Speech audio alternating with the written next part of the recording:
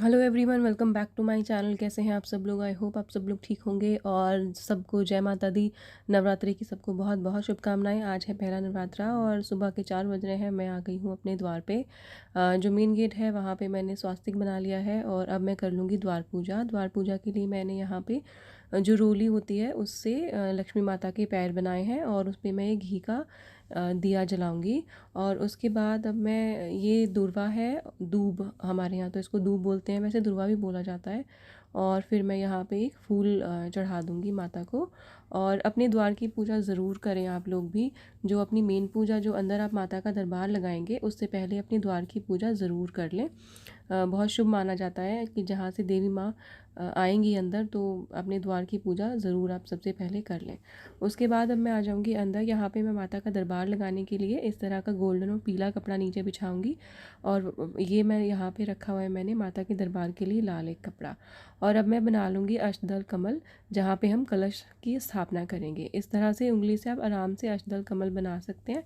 ये मैंने बना लिया है और अब मैं कलश की स्थापना कर लूँगी। मैंने इसमें गंगा जल डाला है सिंपल पानी के साथ। और अब मैं यहाँ पे ये स्वास्तिक बना रही हूँ और उसके बाद अब मैं यहाँ पे ये लौंग, इलायची, मिश्री और दूब और हल्दी की गांठ और एक सिक्का यहाँ पे डाल दूँगी। और ये सब चीज़ें ज़रूर डालनी चाहिए, खाली पानी में कलश में स्थापना ना करें। और अब ये जो है आम के पत्ते हैं, इन सब पे अब मैं लगा रही हूँ तिलक रोली। तो इन सब पे आपको तिलक लगा लेना है।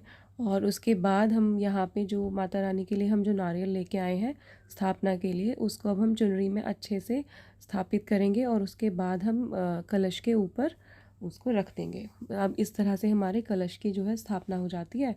इस तरह से मैंने अब कर ली है अपने कलश की स्थापना। और अब हम बस अब मैं यहाँ पे अपनी माता रानी को विराजमान करूँगी।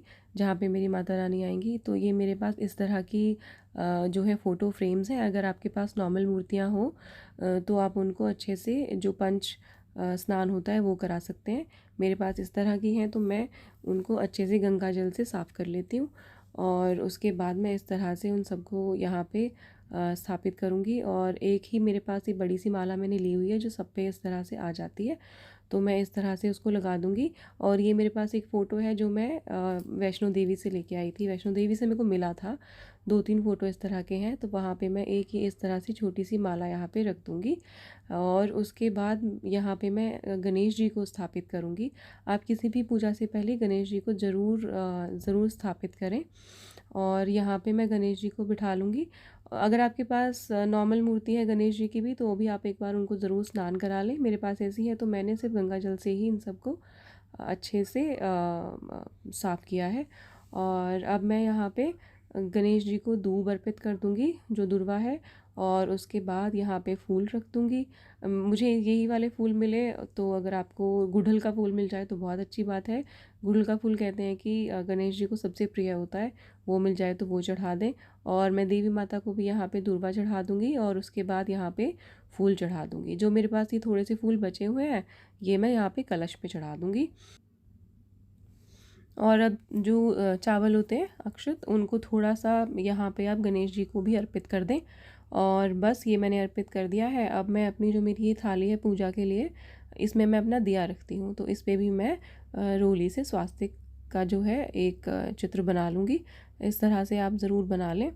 और अब मैं यहाँ पे अपना इस पे दिया रख दूँगी। और ये मैं एक माता रानी के जो श्रृंगार का बॉक्स लाई थी उसको भी मैं यहीं पे माता रानी के चरणों में अर्पित कर दूंगी। और उसके बाद अब हम जो गणेश जी हैं उनको हम इस तरह से, अगर आपके पास कच्चे सूत का धागा है तो आप वो चढ़ा दें।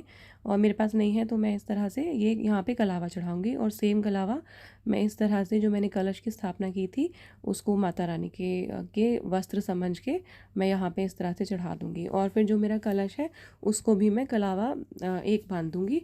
और यहाँ पे मैंने जो मेवा है इस तरह से इसको रखूँगी मैं यहाँ पे भोग के लिए, प्रसाद के लिए यहाँ पे रख दूँगी मैं। मिक्स फ्रूट जो ड्राई फ्रूट्स होते हैं उनको मिक्स करके यहाँ पे, आपके पास जो भी हो आप वो रख लें, पर ड्राई फ्रूट्स रखने चाहिए। उसके बाद फलों में मैं यहाँ पे केला रखूँगी।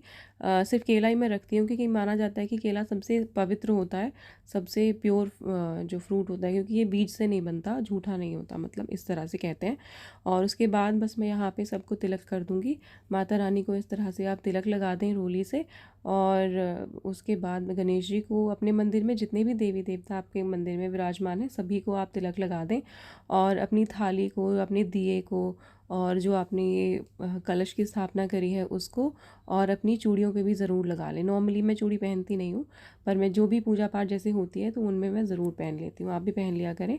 और उसके बाद जो मैंने यहाँ पे जौ बोए हैं, उन पे भी मैं इसी तरह से यहाँ पे, उस पे जो ये पात्र है मिट्टी का, इस पे मैं इस तरह से तिलक लगा लूँगी। और बस अब मेरी हो गई है आरती। अब मैं अपनी आरती कर लूँगी। यहाँ पे मेरी आरती हो गई, और आरती के बाद अब मैं अपना जो लास्ट वाला जो भोग होता है, अब मैं वो माता रानी को लगा दूँगी।